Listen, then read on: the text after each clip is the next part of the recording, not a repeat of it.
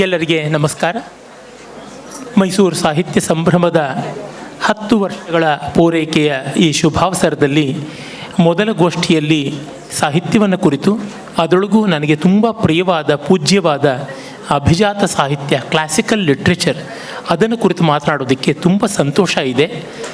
ಮತ್ತು ಈ ಅಭಿಜಾತ ಸಾಹಿತ್ಯಕ್ಕೆ ಮೈಸೂರು ಸಂಸ್ಥಾನ, ಮೈಸೂರು ಒಡೆಯರ ಪರಂಪರೆ ಕೊಟ್ಟ ಕೊಡುಗೆ ತುಂಬ ದೊಡ್ಡದು. ಆ ಒಂದು ಪರಂಪರೆಯ ಮುಂದುವರಿಕೆಯನ್ನೇ ನಾವಿವತ್ತು ನಮ್ಮ ರಾಜ್ಯದಲ್ಲಿ ಕಾಣ್ತಾ ಇದ್ದೀವಿ. ಹಾಗಾಗಿ ಇದು ತುಂಬ ಯುಕ್ತವಾದ ಸನ್ನಿವೇಶ, ದೇಶ ಕಾಲ ಎರಡೂ ದೃಷ್ಟಿಯಿಂದ ಬಹಳ ಯುಕ್ತವಾಗಿದೆ ಅಂತ ಭಾವಿಸ್ತೀನಿ. ಏಕೆಂದರೆ ಸಾಹಿತ್ಯ ಸಂಭ್ರಮ ಅಂತ ಮಾಡುವಾಗ ಸಾಹಿತ್ಯ ಅಂದರೆ ಏನು, ಸಾಹಿತ್ಯದಲ್ಲಿ ಶಾಶ್ವತತೆ ಏನು, ಸಾಹಿತ್ಯದಲ್ಲಿ ಮೌಲ್ಯ ಅಂದರೆ ಏನು ಅಂತ ಯೋಚನೆ ಮಾಡಲೇಬೇಕಾಗುತ್ತದೆ. ಆ ಕೆಲವು ವಿಷಯಗಳನ್ನು ನಿಮ್ಮ ಮುಂದೆ ನಿವೇದಿಸೋದಕ್ಕೆ ನಾನು ತುಂಬ ಸಂತೋಷ ಪಡ್ತೀನಿ. ಸಾಹಿತ್ಯ ಅನ್ನುವ ಶಬ್ದವನ್ನೇ ಮೊದಲು ನೋಡೋಣ. ಅಭಿಜಾತತೆ, ಕ್ಲಾಸಿಕ್ಯಾಲಿಟಿ ಅಂತಂದರೆ ಯಾವುದರ ಆಳಕ್ಕೂ ಹೋಗಿ ಅದರ ಸ್ವರೂಪವನ್ನು ಕಾಣ್ತಕ್ಕಂಥದ್ದು. ಉದಾಹರಣೆಗೆ, ಈಗಷ್ಟೇ ಪುಸ್ತಕಗಳು ಲೋಕಾರ್ಪಣೆ ಆಗ್ತಾ ಇದ್ದಾಗ ವೀಣೆಯ ಹಿನ್ನೆಲೆ ಬರ್ತಾ ಇತ್ತು. ತ್ಯಾಗರಾಜ ಸ್ವಾಮಿಗಳ ಅಭೇರಿ ರಾಗದ ನಗುಮೋಮು, ಆ ಸುಂದರವಾದ ಶಾಶ್ವತ ಚಿರರಮಣೀಯವಾದ ಕೃತಿ ವಿನಿಕೆ ಆಗ್ತಾ ಇತ್ತು. ಸ ಗ ಮ ಪ ನಿ ಸ ಸ ನಿ ದ ಪ ಮ ಗ ರಿ ಸ, ಇದು ಅದರ ಸ್ಕೇಲ್. ಆಭೀರ ಅಂದರೆ ಆಭೀರರು, ಕಾಡು ಗೊಲ್ಲರು ಈ ಟ್ಯೂನ್, ಈ ಮೆಲಡಿ ಅಂತೀವಲ್ಲ, ಅದನ್ನು ಮೊದಲು ತಂದುಕೊಟ್ರು. ಆಮೇಲೆ ಅದನ್ನು ಕ್ಲಾಸಿಕಲ್ಲಾಗಿ ಅಭಿಜಾತವಾಗಿ ಮಾಡಿಕೊಂಡದ್ದಾಯಿತು. ಇದು ಒಂದು ಕೃತಿ ಮುಂದೆ ಎಷ್ಟೋ ಈ ರಾಗದ ರಚನೆಗಳಿಗೆ, ಮೈಸೂರು ವಾಸುದೇವಾಚಾರ್ಯರ ಭಜರೇ ರೇ ಮಾನಸ ಅನ್ನುವಂಥ ಕೃತಿ, ಗೋಕುಲ ನಿಲಯ ಕೃಪಾಲಯ ಪಾಲಯ, ಈ ಥರದ್ದೆಲ್ಲದಕ್ಕೂ ಕೂಡ ಬಂತು. ನಮ್ಮ ದಾಸರಲ್ಲಿ ಹೂವ ತರುವರ ಮನೆಗೆ ಹುಲ್ಲ ತರುವ, ಈ ರೀತಿಯಾದದ್ದು ಎಷ್ಟನ್ನೂ ಈ ರಾಗದಲ್ಲಿ ನಾವು ಕಾಣ್ತೀವಿ. ಅಂದರೆ ಈ ಸಗಮ ಪನಿಸ ಸಾನಿದಪ ಮಗರಿಸ ಅನ್ನುವ ಆರೋಹಣದಲ್ಲಿ 5 ಸ್ವರ, ಅವರೋಹಣದಲ್ಲಿ 7 ಸ್ವರ ಇರುವಂಥ ಈ ರಾಗ ಯಾವುದಿದೆ, ಇದರ ಮಾಧುರ್ಯ ಯಾವುದಿದೆ, ಅದು ಎಷ್ಟು ಕಡೆಗಳಲ್ಲಿ ಬಂದಿವೆ. ನನ್ನ ತಾಯಿ ಚಿಕ್ಕ ಹುಡುಗಿಯಾಗಿದ್ದಾಗ ಅವರು ಜಿಂದಗಿ ಉಸಿ ಕೆ ಹೈ ಅಂತ ಅನಾರ್ಕಲಿ ಸಿನಿಮಾದ ಲತಾ ಮಂಗೇಶ್ಕರ್ ಹಾಡಿರುವಂಥ ಹಾಡನ್ನು ಕೇಳ್ತಾ ಇದ್ರು. ನಾನು ಅದನ್ನು ಮತ್ತೆ ಕೇಳ್ತಾ ಇದ್ದೆ.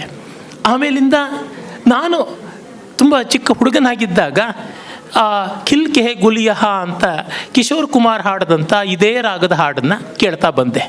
ಆಮೇಲೆ ನಾನು ಕಾಲೇಜಿನಲ್ಲಿ ವಿದ್ಯಾರ್ಥಿಯಾಗಿದ್ದಾಗ ಅಷ್ಟೊತ್ತಿಗೆ ಕನ್ನಡದಲ್ಲಿ ವಿಷ್ಣುವರ್ಧನ್ ಈ ಥರದವ್ರ ಸಿನಿಮಾ ಇತ್ತು, ಬಣ್ಣ ಒಲವಿನ ಬಣ್ಣ ಅನ್ನೋ ಸಿನಿಮಾ ಹಾಡಿರಬಹುದು. ಅಥವಾ ಅದಕ್ಕೂ ಮುಂಚೆ ಗೆಜ್ಜೆ ಪೂಜೆಯಲ್ಲಿ ಗಗನವೂ ಎಲ್ಲೋ ಭೂಮಿಯೂ ಎಲ್ಲೋ ಅಂತನ್ನುವ ಎಸ್ ಜಾನಕಿಯವರು ಹಾಡಿರ್ಬೋದು.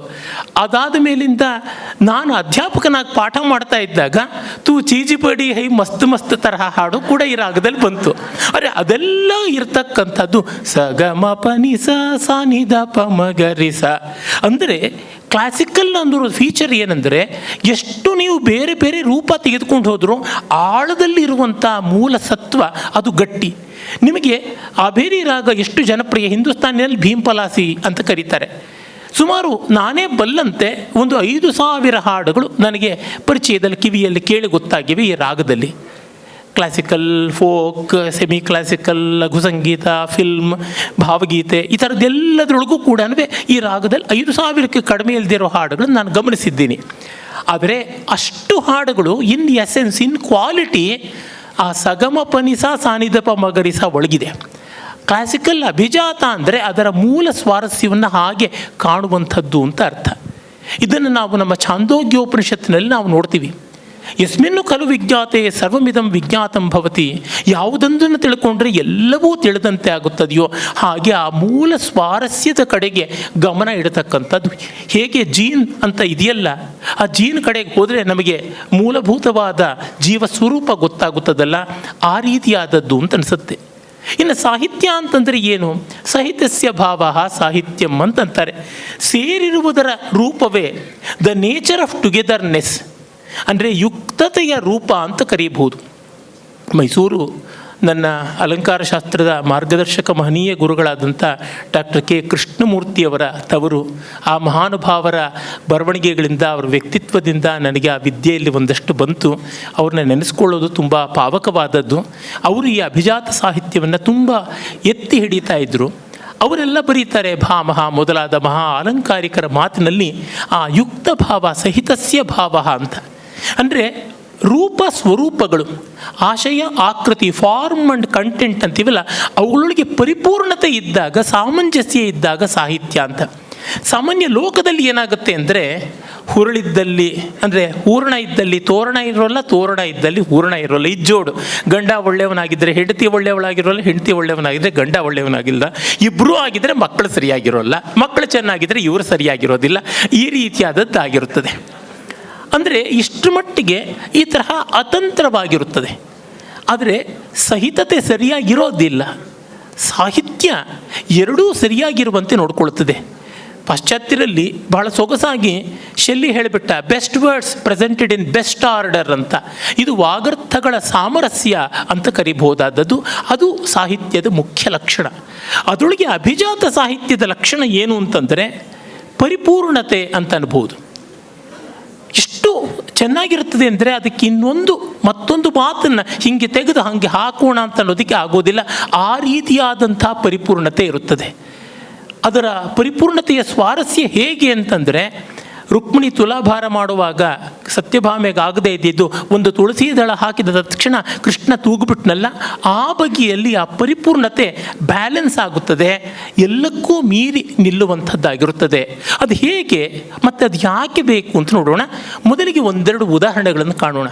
ಪರಮಶಾಸ್ತ್ರಕ್ಕಿಂತ ಸರಿ ಉದಾಹರಣೆ ಅಂತಾರಲ್ಲ, ಅಲ್ಲಿಂದ ನಾವು ನೋಡ್ಕೊಳ್ಳೋಣ. ಕೆಲವೊಂದು ಉದಾಹರಣೆಗಳನ್ನು ನೋಡೋದಿದ್ರೆ, ಅಭಿಜಾತ ಸಾಹಿತ್ಯ ಅಂತಂದರೆ ಅದರ ಮೊದಲ ಲಕ್ಷಣ ಚಿರಂತನತೆ, ಎಟರ್ನಿಟಿ ಅಂತೀವಲ್ಲ, ಶಾಶ್ವತತೆ ಇರಬೇಕು.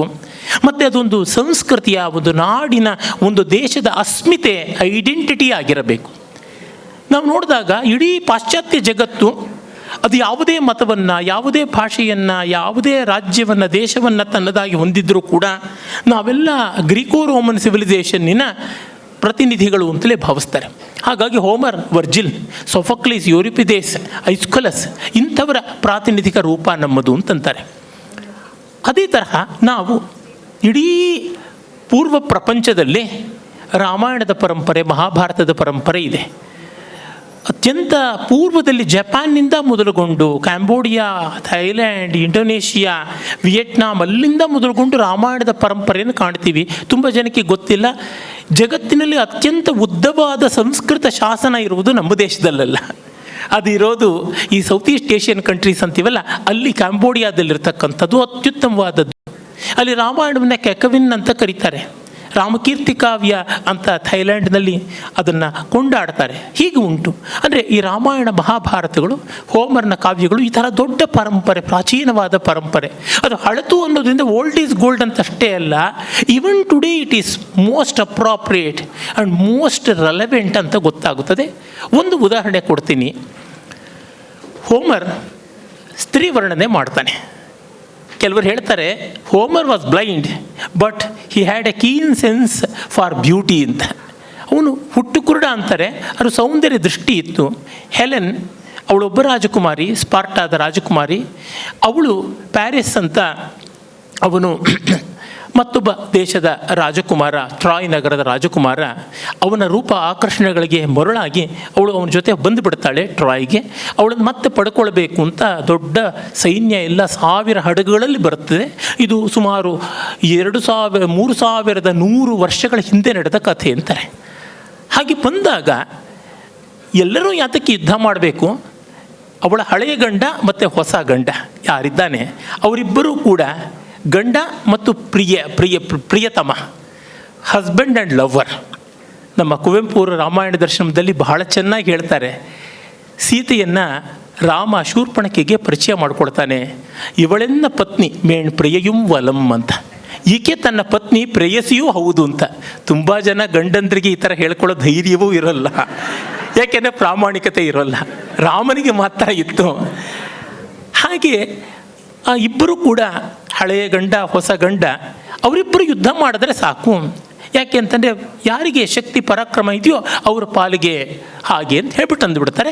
ಅವರಿಬ್ಬರು ದ್ವಂದ್ವ ಯುದ್ಧಕ್ಕೆ ನಿಂತ್ಕೋತಾರೆ. ಟ್ರಾಯ್ನ ದೊಡ್ಡ ಕೋಟೆ, ಅಲ್ಲೊಂದು ಹೆಬ್ಬಾಗಿಲು, ಸ್ಕೀಯನ್ ಅಂತ, ಹೆಬ್ಬಾಗಿಲಿನ ಮೇಲೆ ದೊಡ್ಡ ಜಾಗ ಇರ್ತದೆ. ಅಲ್ಲೆಲ್ಲ ಟ್ರಾಯ್ ನಗರದ ವೃದ್ಧರು, ಅಂದರೆ good old people, grand old people ಅಂತಾರಲ್ಲ, ಎಲ್ಲರೂ ಕೂತ್ಕೊಂಡಿರ್ತಾರೆ. ಆಗ ಹೆಲೆನ್ನಲ್ಲಿಗೆ ಬರ್ತಾಳೆ. ಹೇಗೆ ಇವರಿಬ್ಬರು ಯುದ್ಧ ಮಾಡ್ತಾರೆ, ತಾನು ಯಾರಿಗೆ ಕೊನೆಗೆ ಸೇರ್ತೀನಿ ಅಂತ. ಅವಳು ಬರೋಕ್ಕೆ ಮುನ್ನ ವಯಸ್ಸಾದವರೆಲ್ಲರೂ ಕೂಡ ಇವಳೊಬ್ಬಳು ಬಂದ್ಬಿಟ್ಲಪ್ಪ, ಎಲ್ಲೋ ಇದ್ದವಳು ಪಾಠದಲ್ಲಿ ಪರಮ ಸುಂದರಿ ಅಂತೆ, ಇವಳಿಂದಾಗಿ ದೊಡ್ಡ ಯುದ್ಧ ಅಂದರೆ ಎಷ್ಟು ನಷ್ಟ, ಎಷ್ಟು ಸಾವು, ಎಷ್ಟು ನೋವು, ನಮ್ಮ ಮಕ್ಕಳು, ನಮ್ಮ ಮೊಮ್ಮಕ್ಕಳು ಎಲ್ಲರೂ ಸಾಯ್ತಾರೆ, ಯುವಕರೆಲ್ಲ ಹೊರಟೋಗ್ಬಿಡ್ತಾರೆ, ಇವಳು ಇದ್ದದ್ದಾದರೂ ಯಾತಕ್ಕೆ ಶನಿ ಬಂದು ವಕ್ರಸಿದ್ಲು ಅಂತ ಬೈಕೋತಾ ಇರ್ತಾರೆ. ಅವಳು ಹಾಗೆ ಮೆಟ್ಲು ಹತ್ತಿ ಬರ್ತಾ ಇದ್ದಾಗ ಎಲ್ಲರೂ ಹಿಂಗೆ ತಿರುಗಿ ನೋಡಿ ಈ ಸೌಂದರ್ಯಕ್ಕೆ ಎಷ್ಟು ಸಾವು, ಎಷ್ಟು ನೋವು, ಎಷ್ಟು ಸಂಕಟ ಆದರೂ ಪರವಾಗಿಲ್ಲ ಅಂದುಬಿಡ್ತಾರೆ. ನೋಡಿ, ಅವಳ ಕಣ್ಣು ಹೀಗಿದೆ, ಅವಳ ಮೂಗು ಹೀಗಿದೆ, ಅವಳ ತುಟಿ ಹೀಗಿದೆ, ಅವಳ ನಿಲುವು ಹೀಗಿದೆ ಅಂತ ಒಂದು ಚೂರು ಶಾರೀರಿಕವಾದ ವರ್ಣನೆ ಮಾಡಿಲ್ಲ. ವೃದ್ಧರು, ಲೋಕದಲ್ಲಿ ಆಸಕ್ತಿ ಕಳ್ಕೊಂಡವರು, ಹೆಣ್ಣು ಹೊನ್ನು ಯಾವುದು ಬೇಡ ಅನ್ನೋರು, ಯುದ್ಧವೇ ಬೇಡ, ಇವಳು ಯಾಕೆ ಬಂದಳು ಅಂತ ಶಾಪ ಹಾಕ್ತಾ ಇದ್ದವರು, ಒಂದು ಕ್ಷಣ ಅವಳು ಬಂದ ತಕ್ಷಣ ಅವರ ಅಭಿಪ್ರಾಯ ಬದಲಾಯಿತು ಅಂದರೆ ಸೌಂದರ್ಯದ ರೀತಿ ಏನು ಅಂತ ತೋರ್ಪಡಿಸ್ತಾನೆ. ಇದು ಬಹಳ ದೊಡ್ಡದು. ಮಹಾಕೃತಿ ಕ್ಲಾಸಿಕ್ ಅನ್ನುವುದಿದೆಯಲ್ಲ, ಕ್ಲಾಸಿಕಸ್ ಅಂತ ಹೇಳ್ಬಿಟ್ಟು ಲ್ಯಾಟಿನ್ ಭಾಷೆಯಲ್ಲಿ ಕರೀತಾರೆ. ಕ್ಲಾಸಿಕಸ್ ಅಂತಂದರೆ ಅತ್ಯುತ್ತಮವಾದದ್ದು, ಸರ್ವೋಚ್ಚವಾದದ್ದು ಅಂತ. ಜಿರಾಫೆ ಬಗ್ಗೆ ಹೇಳ್ತಾರೆ, it leaves only on the top most foliage ಅಂತ. ಅತ್ಯುನ್ನತವಾದ ಎತ್ತರದ ಹಸಿರೆಲೆಗಳ ಮೇಲೆ ಅದು ಬದುಕುತ್ತೆ ಅಂತ. ಉನ್ನತಿಗೆ ನಾವು ಗಮನ ಇಡಬೇಕು ಅಂತ. ಹಾಗೆ ಅವಳ ಸೌಂದರ್ಯವನ್ನು ಬಾಯಿ ಬಿಟ್ಟು ವರ್ಣಿಸದೆಯೇ ಮಾಡ್ತಾರೆ. ಅದು ಬಿಟ್ಟು ಕೆಲವು ಕವಿಗಳು ಅಡಿಯಿಂದ ಮುಡಿಯವರೆಗೆ, ಮುಡಿಯಿಂದ ಅಡಿಯವರೆಗೆ ತುಂಬ ಶಾರೀರಿಕವಾಗಿ ವರ್ಣನೆ ಮಾಡ್ತಾರೆ. ಅದಷ್ಟು ಸ್ವಾರಸ್ಯ ಅಂತ ಅನಿಸೋಲ್ಲ. ಅದೇ ತರಹ ವಾಲ್ಮೀಕಿ ಹೇಗೆ ಮಾಡುವುದನ್ನು ನೋಡಿ. ಸೀತೆ ಅಶೋಕವನದಲ್ಲಿದ್ದಾಳೆ, ರಾವಣನ ಸೆರೆಯಲ್ಲಿದ್ದಾಳೆ, ಸಂಕಟ ಪಡ್ತಾ ಇದ್ದಾಳೆ. ಆಗ ಹನುಮಂತ ಬರ್ತಾನೆ. ಹನುಮಂತ ಬಂದು ಸೀತೆಯನ್ನು ಒಮ್ಮೆ ನೋಡಿದ ತಕ್ಷಣ ಅವನ ಬಾಯಿಂದ ಬರೋ ಮಾತು ದುಷ್ಕರಂ ಕೃತವಾನ್ ರಾಮ ಅತ್ಯಂತ ಕಷ್ಟವಾದದ್ದನ್ನು ಮಾಡ್ತಾ ಇದ್ದಾನೆ. He is doing something which is impossible and unimaginable ಅಂತ. ಯಾಕೆ ಅಂತನ್ನೋದು ಅದರ ನಮಗೆ ಸಜೆಷನ್, ಅದು ನಮಗೆ ಧ್ವನಿ, ಅದು ನಮಗೆ ಸೂಚನೆ. ಇದರ ಮುನ್ನ ಹನುಮಂತನಿಗೆ ಅನಿಸಿದ್ದಿರಬೇಕು, ಅವನು ಬ್ರಹ್ಮಚಾರಿ, ಜಿತೇಂದ್ರಿಯ, ನವವ್ಯಾಕರಣ ಪಂಡಿತ, ಚತುರ್ವೇದಗಳನ್ನು ಬಲ್ಲ, ಯಾವ ನಿರೀಕ್ಷೆ ಇಲ್ಲ. ಅವನು ರಾಮನ ಹತ್ರ ಕೆಲಸ ಮಾಡಿದ provident fund, gratuity, promotion, TA DA ಯಾವುದೊಂದಿಕ್ಕೂ ಅಲ್ಲ, ಯಾವ ಪ್ರಶಸ್ತಿ ಪುರಸ್ಕಾರಕ್ಕೂ ಅಲ್ಲ. ತಾನು ತನ್ನ ಸಂತೋಷಕ್ಕಾಗಿ ಮಾಡಿದವನು. ಅವನಿಗೆ ಅನಿಸಿರುತ್ತೆ, ರಾಮ ಇದೇನು ಮಹಾಪರಾಕ್ರಮಿ, ವೀರ, ಮರ್ಯಾದಾ ಪುರುಷೋತ್ತಮ ಅಂತ ಹೇಳ್ತಾರೆ, ಮತ್ತೆ ಅಳತಾನೇ ಇದ್ದಾನೆ ಹೆಂಡತಿ ಹೆಂಡತಿ ಹೆಂಡತಿ ಅಂತ ಒಂದು ರೀತಿ ಅನಿಸಿರುತ್ತೆ. ಹಾಗಾಗಿ ಅವನ ಮನಸ್ಸಲ್ಲಿ ಬಂದಿದ್ದಿರ್ಬೋದು ಭಾವ. ಆದರೆ ಸೀತೆಯನ್ನು ನೋಡಿದ ತಕ್ಷಣ ಎಂಥ ಸೀತೆ ಅವಳು! ಒಂದು 40 ಉಪಮೆಗಳನ್ನು ಕೊಡ್ತಾರೆ ವಾಲ್ಮೀಕಿ ಮಹರ್ಷಿಗಳು. ಒಂದು ಧರ್ಮಶಾಸ್ತ್ರ ತಪ್ಪಾಗಿ ಅರ್ಥಕ್ಕೆ ಒಳಗಾದರೆ ಹೇಗೆ, ಮಿಸ್ರೆಪ್ರೆಸೆಂಟೆಡ್ ಕಾನ್ಸ್ಟಿಟ್ಯೂಷನ್ ಆದರೆ ಏನು, ಆ ರೀತಿಯಾದಂಥ ಸ್ಥಿತಿನಲ್ಲಿದ್ದಳು. ವ್ಯಾಕರಣ ಭ್ರಷ್ಟವಾದ ಭಾಷೆಯಂತೆ ಇದ್ದಳು. ರಿವಿಷನ್ ಮಾಡದೆ ಸುಮ್ಮನೆ ನೆಕ್ಸ್ಟ್ ಚಾಪ್ಟರ್ ಅಂತ ಓದೋ ವಿದ್ಯಾರ್ಥಿಯ ವಿದ್ಯೆ ಥರ ಇದ್ದಳು. ಪ್ರತಿಪತ್ ಪಾಠಶೀಲಸ್ಯ ವಿದ್ಯೇವ ತನುತಾಂಗತ ಅಂತ ಬೇರೆ ಬೇರೆ ಹೋಲಿಕೆಗಳನ್ನೆಲ್ಲ ಕೊಡ್ತಾ ಬಂದಿದ್ರು. ಅಷ್ಟು ದೀನವಾಗಿದ್ಲು ಪಾಪ. ಅಲಂಕಾರ ಇಲ್ಲ, ವಸ್ತ್ರ ವಿನ್ಯಾಸ ಯಾವುದೊಂದು ವೈಭವವೂ ಇಲ್ಲ, ದುಃಖದಲ್ಲಿದ್ದಾರೆ. ಯಾರಾದರೂ ದುಃಖದಲ್ಲಿದ್ದಾಗ ಅವ್ರ ಸೌಂದರ್ಯ ಮಾಸಿ ಹೋಗುತ್ತದೆ. ಹಾಗಿದ್ದರೂ ಕೂಡ ಹನುಮಂತ ಅವನು ಮನುಷ್ಯ ಜಾತಿಗೆ ಸೇರಿದವನಲ್ಲ, ವಾನರ ಜಾತಿ, ಅವನಿಗೂ ಆ ಸೌಂದರ್ಯ ಗೊತ್ತಾಯಿತು. ಅಂತಂದರೆ ಸೀತೆಯ ಸೌಂದರ್ಯ ಎಂಥದ್ದು ನೋಡಿದ ತಕ್ಷಣ ರಾಮ ಅಸಾಮಾನ್ಯವಾದದ್ದನ್ನು ಮಾಡ್ತಾ ಇದ್ದಾನೆ ಅಂತ. ಮಂಡೋದರಿ ಒಂದು ಯಕ್ಷಗಾನ ಪ್ರಸಂಗದಲ್ಲಿ ರಾವಣನಿಗೆ ಹೇಳ್ತಾಳೆ, ಸ್ವಾಮಿ, ನಮಗೆ ತುಂಬ ಹೆಮ್ಮೆ ಇತ್ತು. ಏನಂದರೆ ನಮ್ಮ ಗಂಡನ್ನು ನೋಡಿ 3 ಲೋಕದ ಸ್ತ್ರೀಯರು ಮರುಳಾಗಿ ಬರ್ತಾರೆ, ಇಲ್ಲ ಅವನೇ ಅವರನ್ನು ಎತ್ಕೊಂಡು ಬರ್ತಾನೆ. ಹಾಗಾಗಿ ನಾವು ನಮ್ಮ ಗಂಡ ಅಂದರೆ ದೊಡ್ಡವನು, ನಾವು ಪತಿವ್ರತೆಯರು ಅಂತ ಅಂದ್ಕೊಂಡಿದ್ವಿ.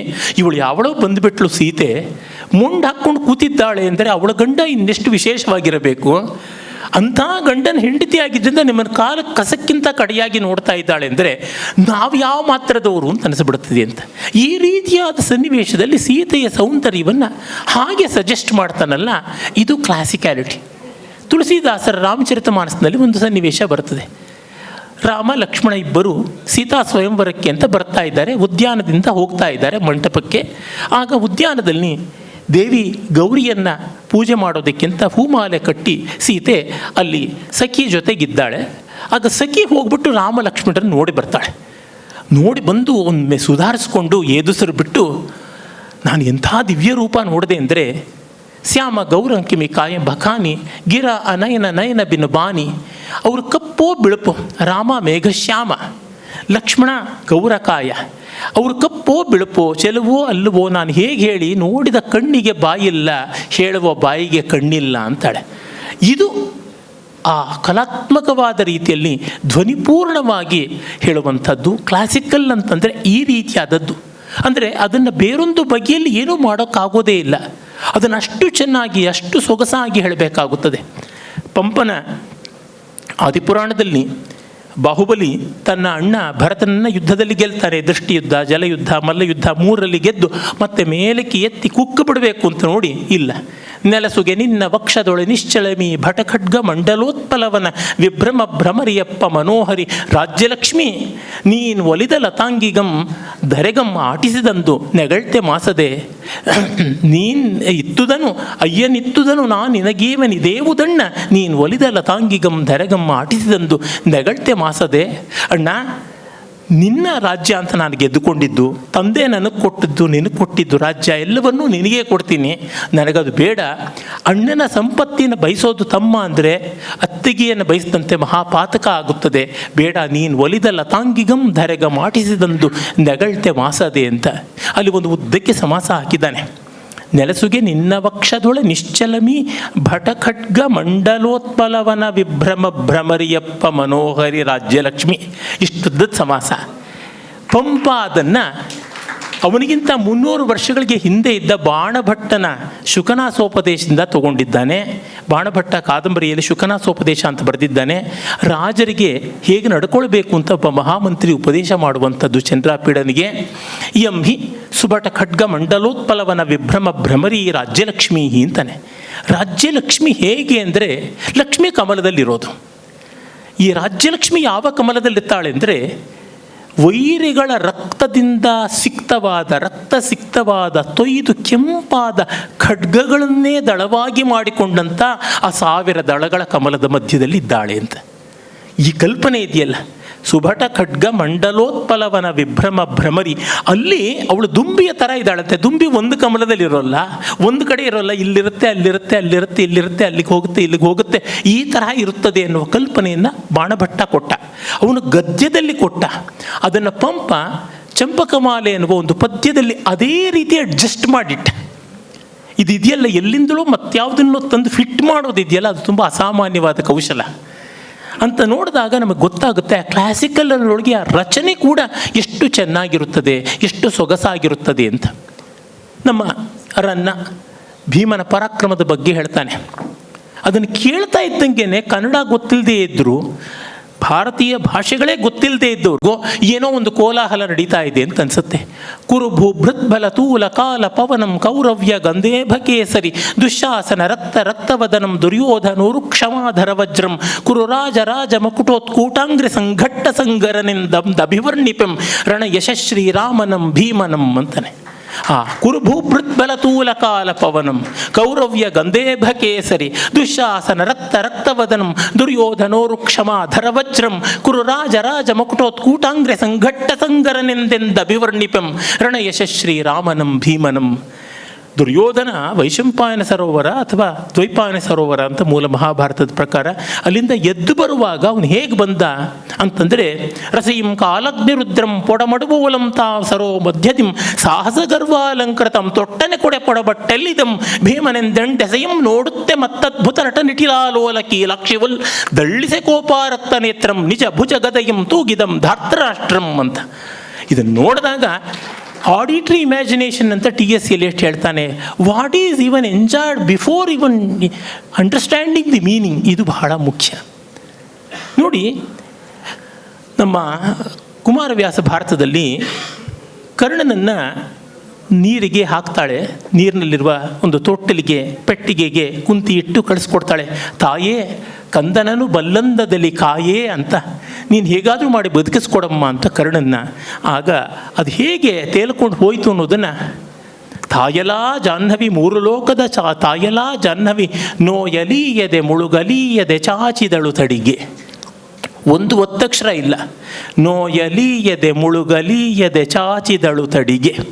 ಅಲ್ಲಿ ನೋಡಿ, ನೋಯಲೀಯದೆ ಮುಳುಗಲೀಯದೆ 3-4 ಮಾತ್ರಗಳ ಭಾವನಿ ಷಟ್ಪದಿ. ನೋಯಲೀಯದೆ ಮುಳುಗಲೀಯದೆ ಚಾಚಿದಳು ತಡಿಗೆ. ಆ ದಡಕ್ಕೆ ಚಾಚಿಬಿಟ್ಲು. ಆ ತೊಟ್ಟಲನ್ನ ಒಂದು ಸ್ವಲ್ಪವೂ ಭಂಗ ಮಾಡದೆ ಮೆಲ್ಲನ ಅಲೆಗಳು, ಯಾವುದನ್ನು ವೇವ್ಲೆಟ್ಸ್ ಅಂತ ಕರೀತಾರಲ್ಲ, ಲಹರಿಕಾ ಅಂತ ಸಂಸ್ಕೃತದಲ್ಲಿ ಹೇಳ್ತೀವಿ, ಅಲ್ಲಿವರೆಗೂ ತಂದಿಟ್ಲು.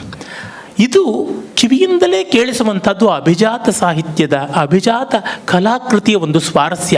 ಅದರಿಂದ ನಮಗೆ ಇದನ್ನು ಅನುವಾದ ಮಾಡೋಕ್ಕಾಗೋಲ್ಲ, ಬೇರೊಂದು ರೀತಿ ಹೇಳೋಕ್ಕಾಗೋಲ್ಲ. ಉದಾಹರಣೆಗೆ ಜಯದೇವನ ಗೀತಗೋವಿಂದದಲ್ಲಿ ಒಂದು ಸಾಲು ಬರ್ತದೆ. ಕೃಷ್ಣ ರಾಧೆಗಾಗಿ ಇಷ್ಟು ಸಂಕಟ ಪಡ್ತಾ ಇದ್ದ ವಿರಹದಲ್ಲಿ ಅಂತಂದರೆ, ರಾಧೆಯೂ ಹಾಗೆ ನಿಂದತಿ ಚಂದನ ಮಿಂದು ಕಿರಣ ಮನು ವಿಂದತಿ ಖೇದ ಮಧೀರಂ ವ್ಯಾಲ ನಿಲಯ ಮಿಲನೇನ ಗರಲಮಿವ ಕಲಯತಿ ಮಲಯ ಸಮೀರಂ ಬಹುಮನುದೇ ನನುತೇತನು ಸಂಗತ ಪವನ ಚಲಿತಮಪಿ ರೇಣುಂ. ನಿನ್ನ ಕಡೆಯಿಂದ ಒಂದು ಧೂಳು ಹಾರು ಬಂದರೂ ಕೃಷ್ಣ ಅದನ್ನು ಒಂದು ದೊಡ್ಡ ಸವನೀರಂತ, ದೊಡ್ಡ ಉಡುಗೊರೆ ಅಂತ ಬಾಕ್ಸಲ್ಲಿ ಹಾಕಿಟ್ಕೋತಾನೆ ಅಂತ ಸಖಿ ಹೇಳ್ತಾ ಇದ್ದಾಳೆ. ಇದನ್ನು ಬೇರೊಂದು ರೀತಿಯಲ್ಲಿ ಹೇಳೋಕ್ಕಾಗೋದೇನೇ ಇಲ್ಲ. ಕುವೆಂಪುರ ಒಂದು ಕವಿತೆಯಲ್ಲಿ ಒಂದು ಬಳ್ಳಿಯನ್ನು ವರ್ಣಿಸ್ತಾ ಪುಲ್ಲ ಕುಸುಮ ಲತಾ ನಟಿ ಪವನ ಲೀಲಾಂದೋಲ ಕಟಿ ಅಂತಾರೆ. ಪುಲ್ಲ ಕುಸುಮ ಲತಾ ನಟಿ ಪವನ ಲೀಲಾಂದೋಲ ಕಟಿ. ಇದನ್ನು ಯಾವ ಭಾಷೆಗೆ ಅನುವಾದ ಮಾಡೋಕ್ಕಾಗುತ್ತೆ? ಯಾವುದಕ್ಕೂ ಅನುವಾದ ಮಾಡೋಕ್ಕಾಗೋದಿಲ್ಲ. ಹೀಗೆ ಅನುವಾದಾತೀತ ಇವತ್ತು AI ಕಾಲ ಬಂದುಬಿಟ್ಟಿದೆ, ಕೃತಕ ಮಸ್ತಿಷ್ಕ, ಕೃತಕ ಬುದ್ಧಿಮತ್ತ ಕಾಲ ಅಂತ. ಎಲ್ಲವನ್ನೂ ಅನುವಾದ ಮಾಡ್ತೀವಿ. ಚಾಟ್ GPT ಇರ್ಬೋದು, ಜೆಮಿನಿ ಇರ್ಬೋದು, ಎಲ್ಲದರಿಂದ ಅಂತ ಇದನ್ನು ಮಾಡಿ ನೋಡೋಣ. ಆಗುವಂಥದ್ದಲ್ಲ. ಈ ರೀತಿಯ ಅನುವಾದಕ್ಕೆ ಅತೀತವಾಗಿರುವ ಒಂದು ಸೊಗಸು ಆ ಭಾಷೆಯನ್ನೇ ನೋಡಬೇಕು, ಆ ಮೂಲವನ್ನೇ ನೋಡಬೇಕು, ಅದನ್ನೇ ನೋಡಬೇಕು ಅಂತ ಮಾಡುತ್ತದೆ. ಕೃಷ್ಣದೇವರಾಯ ದೊಡ್ಡ ಕವಿಪೋಷಕ, ಮಹಾವೀರಾಧಿವೀರ, ಸಾಹಿತಿ, ಸಮರಾಂಗಣ ಸಾರ್ವಭೌಮ ಅಂತಿದ್ದವನು. ಅವನ ಆಸ್ಥಾನದಲ್ಲಿ ಧೂರ್ಜಟಿ ಅಂತ ಒಬ್ಬ ಮಹಾಭಕ್ತ ಕವಿ ಇದ್ದ. ಅವನು ಭಕ್ತಿ ಇತ್ತಂತೇನೆ ರಕ್ತಿನೂ ಇತ್ತು. ಅವನಿಗೆ ಬೇರೆ ಬೇರೆ ಓಡಾಟಗಳು ಇದ್ದವು. ಬೇಕಾದಷ್ಟು ಜನ ಗರ್ಲ್ ಫ್ರೆಂಡ್ಸ್ ಇದ್ದರು ಅವನಿಗೆ. ಒಮ್ಮೆ ಅವನ ಕಾವ್ಯವನ್ನು ಕೇಳಿ ಕೃಷ್ಣದೇವರಾಯ ಸಂತೋಷಪಟ್ಟು ಸ್ತುತಮತಿಯೇನ ಧೂರ್ಜಟಿಕ್ಕಿ ಈ ಅದೇಲ ಗಲ್ಗೆನೋ ಅತುಲಿತ ಮಾಧುರಿ ಮಹಿಮಾ ಅಂತ ಒಂದು ಪದ್ಯ ಆರಂಭ ಮಾಡಿದ, ಮೆಚ್ಚಿಕೊಂಡ. ಸ್ತುತಮತಿಯೇನ, ಈ ಸ್ತುತವತಿಯಾದ ಬಹಳ ಪ್ರಶಂಸನೀಯವಾದ ಧೂರ್ಜಟಿಯ ಕಾವ್ಯದ ಮಾಧುರ್ಯ ಅದೆಲ್ಲಿಂದ ಬಂತು ಅಂತ. ಅಂದರೆ ಅವನ ಪ್ರತಿಭೆಯಿಂದ ಬಂತು ಅಂತ ಇವನು ಹೇಳೋಕೆ ಹೊರಟಿದ್ದಾನೆ. ತೆನಾಲಿ ರಾಮಕೃಷ್ಣ ಇದ್ದವನಿಗೆ ಗೊತ್ತಿತ್ತು ಕಥೆ ಪೂರ್ತಿ, ಧೂರ್ಜಟಿಯ ಕಥೆ. ಕವಿಗೆ ಕವಿ ಮುನಿವಂ ಅಂತ ಇದೆಯಲ್ಲ, ಹಾಗಾಗಿ ಅವನು ಹುಳುಕನ್ನು ತೋರಿಸ್ಬೇಕು ಅಂತ ತಿಳಿಸಿನ್ ಭುವನೈಕ ಮನೋಹರ ಭುವನೈಕ ಮೋಹನೋದ್ದತ ಸುಕುಮಾರ ವಾರ ವನಿತಾ ಜನತಾ ಘನತಾಪಹಾರಿ ಸಂತತ ಮಧುರಾದರೋದಿತ ಸುಧಾರ ಸಧಾರಲ ಗ್ರೋಲುಟಲ್ ಚುಮಿ ಅಂತ ತೆಲುಗಲ್ಲಿ ಪದ್ಯಪೂರ್ಣ ಮಾಡಿಬಿಟ್ಟ. ಅಂದರೆ ಈ ಧೂರ್ಜಟಿಗೆ ಕಾವ್ಯದ ಸ್ವೀಟ್ನೆಸ್, ಮಾಧುರ್ಯ ಎಲ್ಲಿಂದ ಬಂತು ಅಂದರೆ ಅವನು ಎಷ್ಟೋ ಜನ ಗರ್ಲ್ ಫ್ರೆಂಡ್ಸನ್ನು ಚುಂಬಿಸಿದ್ನಲ್ಲ ಅಲ್ಲಿಂದ ಬಂದಿದೆ ಅಂತ. ತಿಳಿಸಿನ್ ಭುವನೈಕ ಮೋಹನೋದ್ಧತ ಸುಕುಮಾರ ವಾರ ವನಿತಾ ಜನತಾ ಘನತಾಪಹಾರಿ ಸಂತತ ಮಧುರಾಧರೋದಿತ ಸುಧಾರ ಸಧಾರಲ ಗ್ರೋಲುಟಲ್ ಚುಮಿ. ಯಾರೂ ಇಲ್ಲ ಅನ್ನೋಕ್ಕಾಗೋಲ್ಲ, ಸತ್ಯ. ಆದರೆ ಅದನ್ನೆಷ್ಟು ಸುಂದರವಾಗಿ ಹೇಳಿದ್ದಾನೆ ನೋಡಿ, ಎಷ್ಟು ನಾಜೂಕಾಗಿ ಹೇಳಿದ್ದಾನೆ. ಇದು ಬಹಳ ಮುಖ್ಯವಾದದ್ದು. ಅಂದರೆ ಅಭಿಜಾತ ಸಾಹಿತ್ಯ ಒಂದೊಂದು ಅಕ್ಷರದಲ್ಲಿ, ಒಂದೊಂದು ಪದದಲ್ಲಿ ಸೊಗಸನ್ನು ಇಡುತ್ತದೆ. ಇದೇ ಮೈಸೂರು ವಿಶ್ವವಿದ್ಯಾಲಯದಲ್ಲಿ ಪ್ರೊಫೆಸರ್ SV ರಂಗಣ್ಣ ಅಂತ ಇಂಗ್ಲೀಷ್ನ ಪ್ರಾಧ್ಯಾಪಕರಿದ್ದರು. ಕನ್ನಡಕ್ಕೆ ತುಂಬ ಒಳ್ಳೆಯ ಸೇವೆ ಮಾಡಿದ್ದಾರೆ. ಅನೇಕ ಗ್ರಂಥಗಳನ್ನು ಕನ್ನಡದಲ್ಲಿ ಬರೆದಿದ್ದಾರೆ. ಅವರು ಒಂದು ಕಡೆ ಹೊನ್ನಶೂಲ ಅಂತನ್ನುವ ಪುಸ್ತಕದಲ್ಲಿ ಬರೀತಾರೆ, ನಿಮಗೆ ಇತ್ತೀಚಿನ ಕೃತಿಗಳು ಯಾವುದು ಇಷ್ಟ ಅಂತಂದರೆ, ಮೊನ್ನೆ ವಾಲ್ಮೀಕಿ ಬರೆದ ರಾಮಾಯಣ, ನೆನ್ನೆ ಹೋಮರ್ ಬರೆದಂತಹ ಎಲಿಯಟ್ ಒಡಿಸ್ಸಿ, ಇಂದು ಬೆಳಗ್ಗೆ ಅಷ್ಟೇ ಅಚ್ಚಾಗಿ ಬಂದಂಥ ಶೇಕ್ಸ್ಪಿಯರ್ನ ರೂಪಕಗಳು, ಇವುಗಳು ನನಗೆ ತುಂಬ ಇಷ್ಟವಾದವು ಅಂತಂತಾರೆ. ಮತ್ತು ನಿಮಗೆ ಇಷ್ಟವಾದ ಹಳೆಯ ಸಾಹಿತ್ಯ ಯಾವುದು ಅಂದರೆ 1950ನೇ ಇಸ್ವಿ ಆದಮೇಲೆ ಬಂದಂಥ ಕನ್ನಡ ಸಾಹಿತ್ಯ ಅಂತಾರೆ. ಅಂದರೆ ಅದು ಹಳೇದಾಗ್ಬಿಟ್ಟಿದೆ ಅಂತ. Classic will never go old ಅಂತಾರಲ್ಲ, ಇದು ನಿಚ್ಚಂ ಹೊಸದರ್ಣವಂಬಲ್ ಅತಿ ಗಂಭೀರಂ ಅಂತ ಪಂಪ ಹೇಳಿದಂತೆ ಸಮುದ್ರ ಇದ್ದಂತೆ ಮತ್ತೆ ಮತ್ತೆ ಹೊಸತನ್ನು ತರ್ತಾ ಇರುತ್ತದೆ, ಅದಕ್ಕೆ ಆನಂದ ಬರ್ತಾ ಇರುತ್ತದೆ ಅಂತ ಈ ರೀತಿಯಾದದ್ದು. ಹಾಗಾಗಿ ಆ ಕ್ಲಾಸಿಕಲ್ ಅನ್ನುವ ಲಿಟ್ರೇಚರ್ನಲ್ಲಿರುವ ಮೌಲ್ಯ ಏನು ಅಂತ ನೋಡಬೇಕು. ಒಂದೆರಡು ವಿಷಯಗಳನ್ನು, ಗಂಭೀರವಾದ ವಿಷಯಗಳನ್ನು ಪ್ರಸ್ತಾವಿಸ್ತೀನಿ. ಮತ್ತು ನನಗೆ ಇಷ್ಟವಾಗೋದು ಹೋಮರ್ ಕವಿ, ಪಾಶ್ಚಾತ್ಯ ಆದಿಕವಿ. ಅವನ ಒಡಿಸ್ಸಿಯಾ ಅನ್ನುವ ಕಾವ್ಯ ಒದಿಸ್ಯೂಸ್ ಅಂತ ಅವನು ಟ್ರಾಯ್ನ ಯುದ್ಧ ಮಾಡಿ 10 ವರ್ಷ ಪಡಬಾರದ ಕಷ್ಟಪಟ್ಟುಕೊಂಡು ಕೊನೆಗೆ ತನ್ನ ತವರೂರು ಇಥಾಕಾಗಿ ಬರ್ತಾನೆ. ಅವನ ಹೆಂಡತಿ ಪೆನಿಲಿಪಿ ಅವನ ಆಗಮನಕ್ಕಾಗಿ ಕಾದಿದ್ದಾಳೆ. ಯುದ್ಧಕ್ಕಾಗಿ 10 ವರ್ಷ, ಮತ್ತೆ ವಾಪಸ್ ಬರೋಕ್ಕಾಗಿ 10 ವರ್ಷ, ಹೀಗೆ ಒಟ್ಟು 20 ವರ್ಷದ ನಿರೀಕ್ಷೆಯ ನೋಂಪಿ ಅವಳು ಮಾಡ್ತಾ ಇದ್ದಾಳೆ. ಆ ತರಹ ಇದ್ದಾಗ ಅವಳ ಪರಿಸ್ಥಿತಿ ಪಾಪ ಎಷ್ಟು ಕಷ್ಟ ಇರುತ್ತೆ, ಸಂಕಟ ಇರುತ್ತೆ. ಇದೆಲ್ಲ ಕೂಡ ನಮ್ಮ ಭಾವಕ್ಕೆ ನಾವು ತೆಗೆದುಕೊಳ್ಬೇಕು. ಅಂದರೆ ಗಂಡಿಗೆ ಹೆಣ್ಣು, ಹೆಣ್ಣಿಗೆ ಗಂಡು ಬದ್ಧವಾಗಿ ಬದುಕುವುದು ಬರೀ ರಾಮಾಯಣದಲ್ಲಿ ಮಹಾಭಾರತದಲ್ಲಿ ಮಾತ್ರವಲ್ಲ, ಜಗತ್ತಿನಲ್ಲಿ ಎಲ್ಲಿಯೂ ಇರುತ್ತದೆ. ಪ್ರೀತಿಗೆ ಈ ಪ್ರದೇಶ, ಈ ಜಾತಿ, ಈ ಮತ, ಈ ನೀತಿ ಅಂತ ಏನೂ ಇಲ್ಲವಲ್ಲ.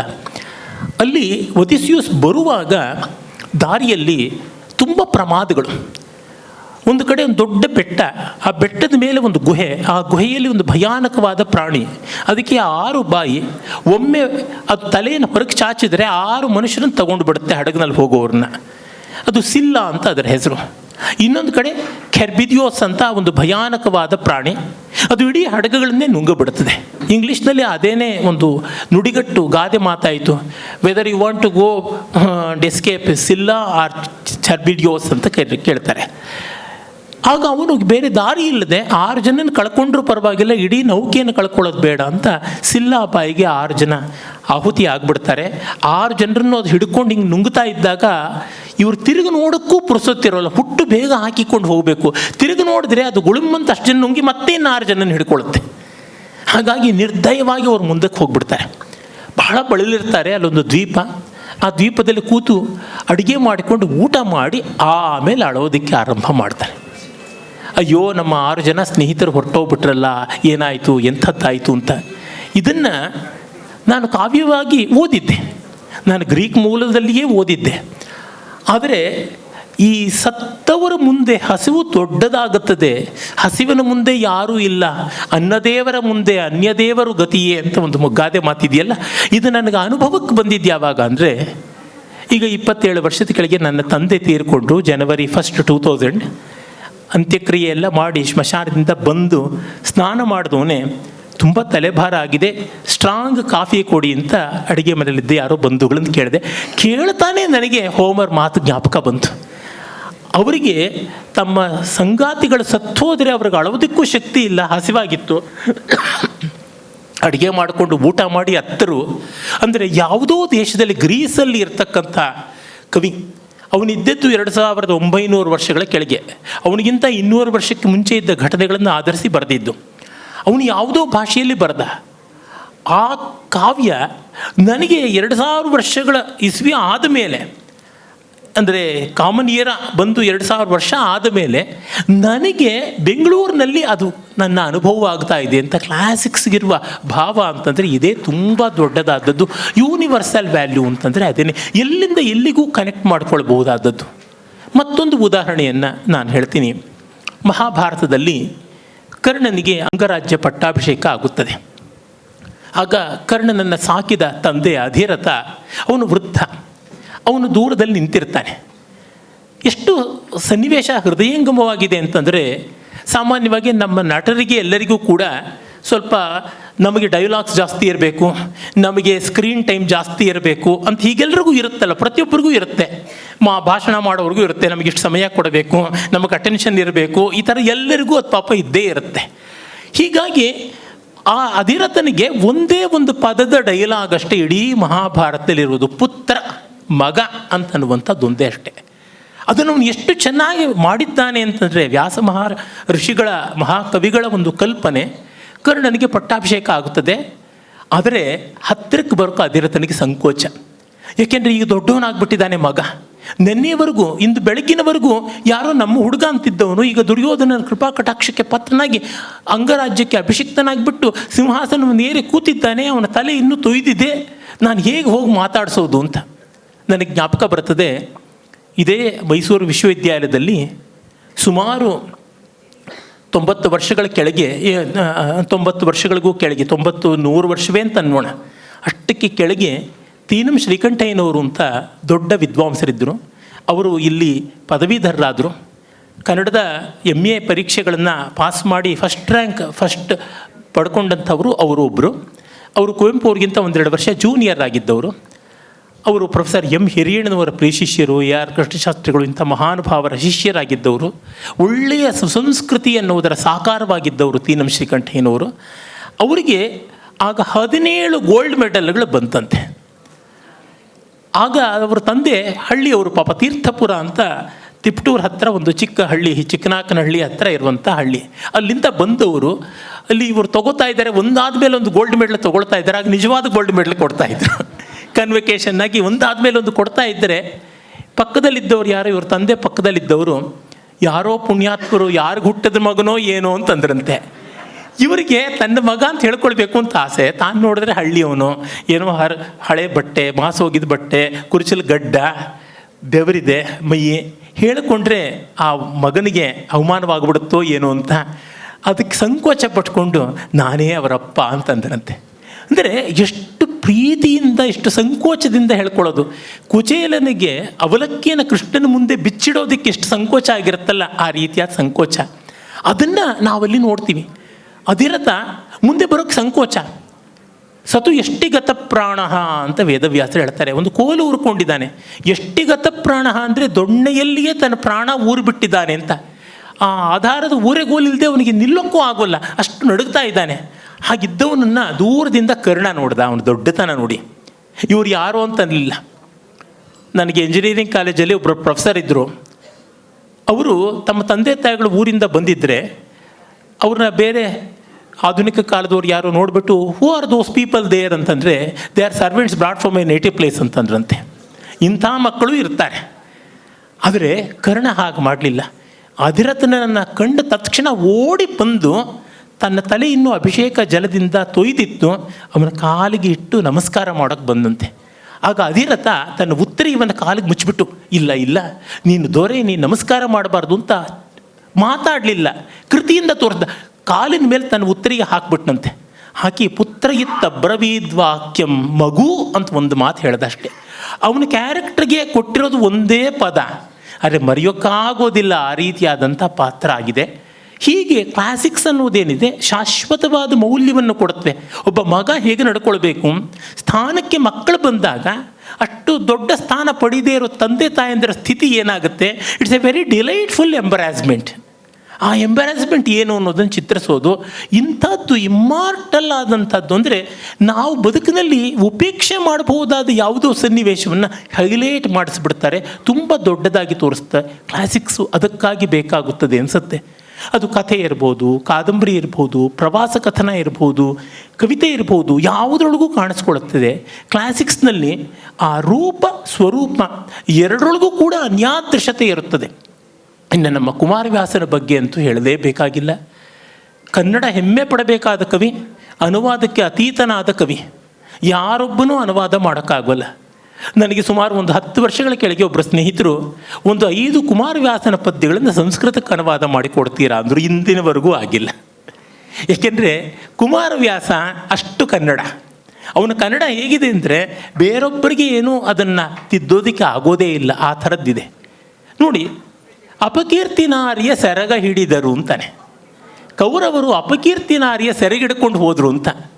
ಇದನ್ನು ಇಂಗ್ಲೀಷ್ನಲ್ಲಿ ಹೇಳೋಕ್ಕಾಗತ್ತೆ, ಸಂಸ್ಕೃತದಲ್ಲಿ ಹೇಳೋಕ್ಕಾಗತ್ತೆ, ಆಗುವಂಥದ್ದೆಲ್ಲ ಇದು ಅಚ್ಚ ಕನ್ನಡದ ರೀತಿಯಾಗಿರುವಂಥದ್ದು. ಮತ್ತು ಅವಳು ಹೇಳ್ತಾಳೆ, ಯಮಸುತಂಗರ್ಹುವನೆ ಧರ್ಮಕ್ಷಮೆಯ ಗರ ಬಡಿದಿಹುದು ಅಂತ.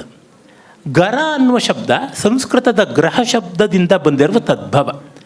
ಆದರೆ ಗ್ರಹ ಬಡ್ದಿದೆ ಅಂದರೆ ಪರಿಣಾಮ ಇಲ್ಲ, ಗರ ಬಡ್ದಿದೆ ಅಂತಂದರೆ ಪರಿಣಾಮ ಉಂಟು. ಇದನ್ನು ಸಂಸ್ಕೃತಕ್ಕೆ ಮಾಡುವಾಗ ಗ್ರಹ ಅಂತಲೇ ಮಾಡಬೇಕು, ಅವಾಗ ಪರಿಣಾಮ ಹೊರಟೋಗುತ್ತೆ. ಅಂದರೆ ಕುಮಾರವ್ಯಾಸ ದೇವಭಾಷೆಯನ್ನಿಸ್ಕೊಂಡು ಸಂಸ್ಕೃತಕ್ಕೂ ಚಾಲೆಂಜ್ ಕೊಡ್ತಾ ಬರ್ತಾನೆ. ಇದು ಬಹಳ ವಿಶೇಷವಾದ ಸ್ವಾರಸ್ಯ, ಇದು ಬಹಳ ಅನೂಹ್ಯವಾದ ರೀತಿ ಅಂತ ಅನಿಸುತ್ತದೆ.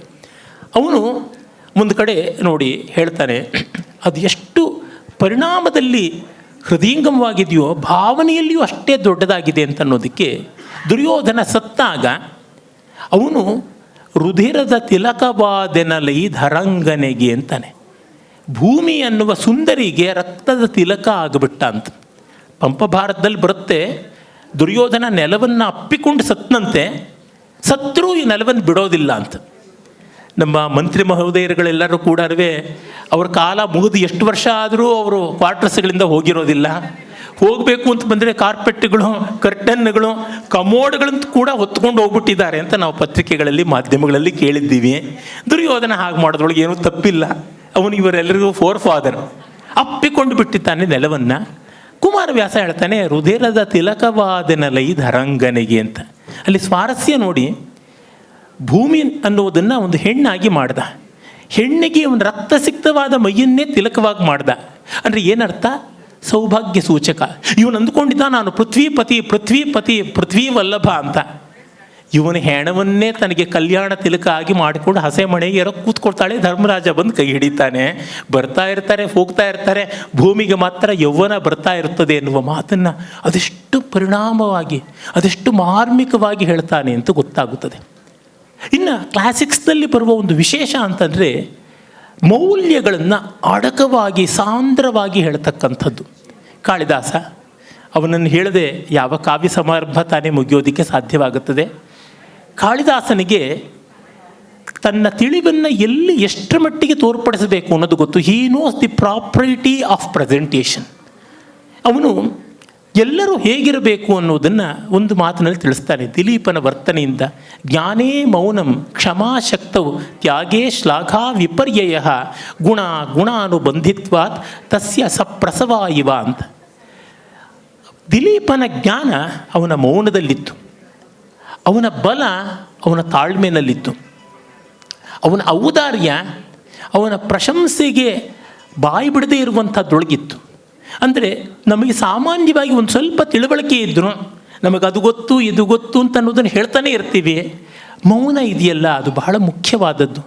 Silence that speaks so many volumes. ಸಂಗೀತದಲ್ಲಿ ಹಾಡುವಾಗ ಮಧ್ಯೆ ಮಧ್ಯೆ ಮ್ಯೂಸಿಕಲ್ ಸೈಲೆನ್ಸ್ ಅಂತ ಕರೀತಾರೆ. ಮ್ಯೂಸಿಕಲ್ ಪಾಸಸ್ ಇರಬೇಕು ಅಂತ. ಹಾಗೆ ಚಿತ್ರಶಿಲ್ಪಗಳು ಒಟ್ಟಿಗೆ ರಾಶಿ ಹಾಕಿಬಿಟ್ರೆ ಆಗೋದಿಲ್ಲ. ದೊಡ್ಡ ದೊಡ್ಡ ಆರ್ಟ್ ಗ್ಯಾಲರಿಗಳಲ್ಲೆಲ್ಲ they should be presented in such a way you should have comfortable aesthetic space ಅಂತಾರೆ. ನಡು ಬಿಡ್ತಿ ಇರಬೇಕಾಗುತ್ತದೆ. ಹೀಗೆ ಜ್ಞಾನೇ ಮೌನಂ. ಇನ್ನು ಎಷ್ಟು ಶಕ್ತಿ ಇದ್ದವನಿಗೂ ಅದನ್ನು ಹಿಡಿದಿಡುವಂಥ ತಾಳ್ಮೆ ಇಲ್ಲದಿದ್ದರೆ ಕಷ್ಟ. ನಮಗೆ ಗೊತ್ತಿದೆ ಅಮೇರಿಕಾ ಏನಾಗ್ತಾ ಇದೆ ಅಂತ. ಹೀಗೆ ಕ್ಷಮಾಶಕ್ತವು. ಇನ್ನು ತ್ಯಾಗ, ಕೊಟ್ಟಿದ್ದನ್ನು ಹೇಳಿಕೊಳ್ಳದೆ ಇರೋದು. ನಮ್ಮಲ್ಲಿ ಹೇಳ್ತಾರೆ ಕೊಟ್ಟಿದ್ದಕ್ಕೆ ನಾಚಿಕೊಳ್ಳಬೇಕು ಅಂತ. ಉಪನಿಷತ್ತಿನ ಅದೇ ಬರ್ತದೆ. ಹ್ರಿಯಾದೇಯಂ ಭಿಯಾದೇಯಂ. ಕೊಡುವಾಗ ನಾಚಿ ಕೊಡಬೇಕು, ಭಯಪಟ್ಟು ಕೊಡಬೇಕು. ನಾನು ಕೊಟ್ಟಿದ್ದು ಯಾರಿಗೇನಾಗುತ್ತೋ ಅಂತ. ಕೆ ವಿ ಅಯ್ಯರ್ ಅಂತ ನಮ್ಮ ಮೈಸೂರು ಅರಮನೆಯಲ್ಲಿ ಮಹಾರಾಜರಿಗೆ ಅಂಗ ಸಂವಾಹನ, ವ್ಯಾಯಾಮ ಇತ್ಯಾದಿಗಳ ಸಹಾಯವನ್ನು ಕೊಡ್ತಾ ಇದ್ದವರು. ದೊಡ್ಡ ಲೇಖಕರೂ ಆದರು. ನನ್ನ ದೂರದ ಬಂಧುಗಳು ಕೂಡ. ಅವರ ರೂಪದರ್ಶಿ ಅಂತ ಒಂದು ಅದ್ಭುತವಾದ ಕಾದಂಬರಿ ಇದೆ. ರೀಡರ್ ಡೈಜೆಸ್ಟ್ನ ಒಂದು ಪುಟದಲ್ಲಿದ್ದ ಕಥೆಯನ್ನು 300 ಪುಟಗಳ ಕಾದಂಬರಿ ಮಾಡಿದ್ದಾರೆ. ಅಲ್ಲಿ ಈ ಥರದೊಂದು ಸನ್ನಿವೇಶ ಬರುತ್ತದೆ. ಅಂದರೆ ಏನೋ ಒಂದು ಉತ್ಸಾಹದಲ್ಲಿ ನಾವು ಕೊಟ್ಟುಬಿಟ್ರೆ ತೊಗೊಂಡವ್ರಿಗೆ ಅದು ಏನು ತೊಂದರೆ ಕೊಟ್ಟುಬಿಡ್ತು ಅಂತ. ಬಡವನಿಗೆ ಆನೆ ದಾನ ಕೊಡೋದು ಅಂತಾರಲ್ಲ, ಹಾಗಾಗಿಬಿಡ್ತದೆ ಅಂತ. ಈ ತರಹ ಹೀಗೆ ಒಂದು ಗುಣಕ್ಕೆ ಇನ್ನೊಂದು ಗುಣ ವಿರುದ್ಧ. ಪಾಂಡಿತ್ಯಕ್ಕೆ ಮೌನ ವಿರುದ್ಧ, ಬಲಕ್ಕೆ ತಾಳ್ಮೆ ವಿರುದ್ಧ, ಔದಾರ್ಯಕ್ಕೆ ಪ್ರಶಂಸಾ ವಿಮುಖತೆ ವಿರುದ್ಧ. ಹೀಗಿರುವ ವಿರುದ್ಧ ಗುಣಗಳನ್ನು ಸೇರಿಸ್ಕೊಂಡಿದ್ದ ಅಂತ. ಮತ್ತು ಅವನು ಹೇಗಿದ್ದ? ಜುಗೋ ಪದ್ಮಾನ ಮತ್ರಸ್ಥೋ ಭೇಜೆ ಧರ್ಮಮನಾತುರಃ ಅಗೃದ್ಧವರು ಅದದೇ ಸ್ವರ್ಥಾನ್ ಅಸಕ್ತ ಸುಖಮನ್ವಭೂತ್. ಅವನಿಗೆ ಸಾವಿನ ಭಯ ಇಲ್ಲ, ಆದರೆ ಶರೀರವನ್ನು ಚೆನ್ನಾಗಿ ಕಾಪಾಡಿಕೊಂಡ. ಅವನಿಗೆ ನರಕದ ಭಯವಿಲ್ಲ, ಆದರೆ ಒಳ್ಳೆಯ ಕೆಲಸ ಮಾಡ್ದ. ಅವನಿಗೆ ದುರಾಸೆ ಇಲ್ಲ, ಆದರೆ ದುಡ್ಡನ್ನು ಸಂಪಾದಿಸ್ದ. ಮತ್ತು ಅವನಿಗೆ ಅಂಟು ಇಲ್ಲ, ಮೋಹವಿಲ್ಲ, ಆದರೆ ಸುಖಪಟ್ಟ ಅಂತ. ಇದಕ್ಕಿಂತ ಚೆನ್ನಾಗಿ ಜೀವನ ಮೌಲ್ಯಗಳನ್ನು ಹಿಡಿದಿಡೋಕ್ಕೆ ಸಾಧ್ಯವೇ ಇಲ್ಲ. ನೋಡಿ ಎಷ್ಟು ಸಾರವತ್ತಾಗಿ ಹೇಳಿದ್ದಾನೆ ಅಂದರೆ, ನಮಗೆಲ್ಲ ನಾವು ವ್ಯಾಯಾಮ ಮಾಡೋದು, ಯಾವುದೆಲ್ಲ ಮಾಡುವಂಥದ್ದು, ಪ್ರತಿಯೊಂದು ಮಾಡ್ತಕ್ಕಂಥದ್ದು ಆರೋಗ್ಯ ಚೆನ್ನಾಗಿರಬೇಕು, ದೇಹ ಚೆನ್ನಾಗಿ ಕಾಪಾಡ್ಕೊಳ್ಬೇಕು ಅಂತ. ಆದರೆ ಅವನಿಗೆ ಸಾವಿನ ಭಯವಿಲ್ಲ, ದೇಹವನ್ನು ಚೆನ್ನಾಗಿ ಕಾಪಾಡಿಕೊಂಡ. ಇದು ಬಹಳ ಮುಖ್ಯ. ನಮಗೆ ತುಂಬ ಬಾರಿ ಬರುವ ಕಷ್ಟ ಏನಾಗುತ್ತೆ ಅಂದರೆ, ಭಯವಿಲ್ಲದೆ ಬದುಕೋದು ಹೇಗೆ ಅಂತ ಗೊತ್ತಾಗೋಲ್ಲ.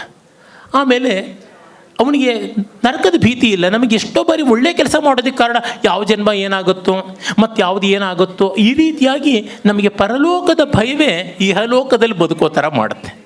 ಹಾಗಲ್ಲದೆ ಅವನು ಮಾಡ್ದ. ಆಮೇಲೆ ತುಂಬ ಜನ ಪ್ರೊಫೆಷನಲ್ ಪಾವರ್ಟಿ ಪ್ರೊಫೆಸರ್ಸ್ ಅಂತ ಆಗಿಬಿಡ್ತಾರೆ. ಹಾಗಾಗಬಾರ್ದು. ವೇದ ಹೇಳುತ್ತದೆ, 100 ಕೈನಲ್ಲಿ ಸಂಪಾದಿಸಿ 1000 ಕೈನಲ್ಲಿ ಕೊಡ್ತಾ ಇರುವಂಥ. It is not sin to be prosperous. ಸಂಪತ್ತಿ ಒಂದು ಸೌಭಾಗ್ಯ, ಆದರೆ ಅದಿರ್ತಕ್ಕಂಥದ್ದು ವಿತರಣೆಗೆ, ಒಳ್ಳೆ ಕೆಲಸಕ್ಕೆ ಅಂತ ಅದನ್ನು ಇಟ್ಕೊಂಡಿದ್ದ. ಮತ್ತು ಅಂಟಿಲ್ಲದೆ ಸುಖಪಟ್ಟ ಅಂತ. ನಮ್ಮಲ್ಲಿ ತುಂಬ ಬಾರಿ ಜನರಿಗೆ ಸುಖ ಪಡುವಲ್ಲೂ ಸಂಕೋಚ ಇರುತ್ತದೆ. ಒಂದು ಚೆನ್ನಾಗಿರುವ ಊಟ ಮಾಡಿ ಪಾಯ ಚಪ್ಪರಿಸಬಾರ್ದು ಅಂತ, ತಟ್ಟೆನಲ್ಲಿ ತಿಂತಿದ್ದೇನೆ ಒಂದಷ್ಟು ಬಿಟ್ಬಿಡಬೇಕು ಅಂತ, ಪೂರ್ತಿ ತಿನ್ನೋಣ ಏನೀಗ. ಹೀಗೆ fullest enjoyment in all the most decent frames possible. ಈ ರೈಷಿಯಸ್ ಎಂಜಾಯ್ಮೆಂಟ್ಗೆ we should never feel bad, we should never feel curtailed ಅನ್ನುವ ದೃಷ್ಟಿ. ಕಾಳಿದಾಸ ಹೀಗೆ ಈ ಎಸೆನ್ಸನ್ನು ತಂದು ಮುಂದೆ ಇಡ್ತಾನೆ. ನಾನು ಕಾರ್ಯಕ್ರಮವನ್ನು ಸ್ತ್ರೀವರ್ಣನೆಯಿಂದ ಉದಾಹರಣೆಯಿಂದ ಆರಂಭ ಮಾಡಿದೆ, ಸ್ತ್ರೀವರ್ಣನೆಯಿಂದಾನೇ ಮುಗಿಸ್ತೀನಿ. ಕಾಳಿದಾಸ ಹೇಗೆ ಮಾಡ್ತಾನೆ ಅಂತ. ಪಾರ್ವತಿ ಶಿವನಿಗಾಗಿ ತಪಸ್ಸು ಮಾಡಿದ್ಲು. ಅದಕ್ಕೆ ಮುಂಚೆ ಅವಳ ಸೌಂದರ್ಯ ನೋಡಿ ಶಿವ ಏನೂ ಮರುಳಾಗಲಿಲ್ಲ. ತತ್ಕ್ಷಣ ಈ ಸೌಂದರ್ಯಕ್ಕೆ ಬೆಲೆ ಇಲ್ಲ ಅನಿಸ್ಬಿಡ್ತಂತೆ. ಯಾಕೆ? ಪ್ರಿಯೇಶು ಸೌಭಾಗ್ಯ ಫಲ ಹಿ ಚಾರುತ. He gives a beautiful definition to beauty. ಸೌಂದರ್ಯ ಅಂದರೆ ಏನು? ನಮಗಿಷ್ಟವಾದವ್ರಿಗೆ ನಾವು ಚೆನ್ನಾಗಿ ಕಾಣಿಸ್ಬೇಕು ಅಂತ. ಯಾರ್ಯಾರಿಗೂ ಚೆನ್ನಾಗಿ ಕಾಣಿಸಿದ್ರೆ ಅಪಾಯವೇ ಆಗಿಬಿಡುತ್ತೆ. ಆ ದೃಷ್ಟಿಯಿಂದ ನಮಗೆ ಬೇಕಾದವ್ರಿಗೆ ನಾವು ಚೆನ್ನಾಗಿ ಕಾಣಿಸ್ಬೇಕು. ಹಾಗಾಗಿ ಶಿವನಿಗೆ ಇದು ಚೆನ್ನಾಗಿ ಕಾಣಿಸ್ಲಿಲ್ಲ ಅಂದರೆ ಸೌಂದರ್ಯಕ್ಕೆ ಬೆಲೆ ಇಲ್ಲ ಅಂತ ಅವಳು ಏನು ಮಾಡಿದ್ಲು? ತನ್ನ ಕಣ್ಣಿನ ಸೌಂದರ್ಯವನ್ನು ಜಿಂಕೆಯಲ್ಲಿ ಡೆಪಾಸಿಟ್ ಇಟ್ಲಂತೆ, ನಗುವಿನ ಸೌಂದರ್ಯವನ್ನು ಹೂಗಳಲ್ಲಿ ಡೆಪಾಸಿಟ್ ಇಟ್ಲಂತೆ, ಮೈಯ ಸೌಂದರ್ಯವನ್ನು ಬಳ್ಳಿಗಳಲ್ಲಿ ಡೆಪಾಸಿಟ್ ಆಗಿಟ್ಲಂತೆ. ಅಂದರೆ ಕವಿ ಏನು ಹೇಳ್ತಿದ್ದಾನೆ, ನಾವು ಇಂಥದ್ದನ್ನು ಇಟ್ಕೊಂಡ್ರೆ ನಮಗೆ ಕಾಲ ಹೋಗೋದೇ ಗೊತ್ತಾಗೋಲ್ಲ. We never feel outdated. The greatest assurance that we can get from classics is we never feel that we are outdated. That fear of losing ಇದೆಯಲ್ಲ, ಫೋಮೋ ಅಂತ ಕರೀತಾರಲ್ಲ, ಫಿಯರ್ ಆಫ್ ಲೂಸಿಂಗ್ ಔಟ್ ಅಂತ, ಮಿಸ್ಸಿಂಗ್ ಔಟ್ ಅಂತ, it will never happen with the classics. ಹಾಗಾಗಿ ನಾನು ತುಂಬ ಸಂತೋಷವಾಗಿರೋದಕ್ಕೆ ಕಾರಣ ಈ classical literature, ಅಭಿಜಾತ ಸಾಹಿತ್ಯ, ಅದಕ್ಕಿರುವ ಋಣವನ್ನು ಈ ಕೆಲವು ನಿಮಿಷ ನಿಮ್ಮ ಮುಂದೆ ಹಂಚಿಕೊಳ್ಳೋದಕ್ಕಾಯಿತು. ಅದಕ್ಕಾಗಿ ತಮ್ಮೆಲ್ಲರಿಗೆ ಮತ್ತು ವಿಶೇಷತಃ ಈ ಕಾರ್ಯಕ್ರಮವನ್ನು ಆಯೋಜನೆ ಮಾಡಿದ ಮೈಸೂರಿನ ಸಾಹಿತ್ಯ ಸಂಭ್ರಮದ ಎಲ್ಲ ಸಹೋದರಿಯರಿಗೆ ನನ್ನ ಧನ್ಯವಾದ. ಅದ್ಭುತ ಕಾರ್ಯಕ್ರಮ ಮಾಡಿದ್ದೀರಾ. ಇದು ತುಂಬ ದೊಡ್ಡದು. 100 ವರ್ಷ ಕಾಣಲಿ ಇದು, ಮತ್ತು ಮುಂದುವರಿಯಲಿ. ಧನ್ಯವಾದ. ನಮಸ್ಕಾರ.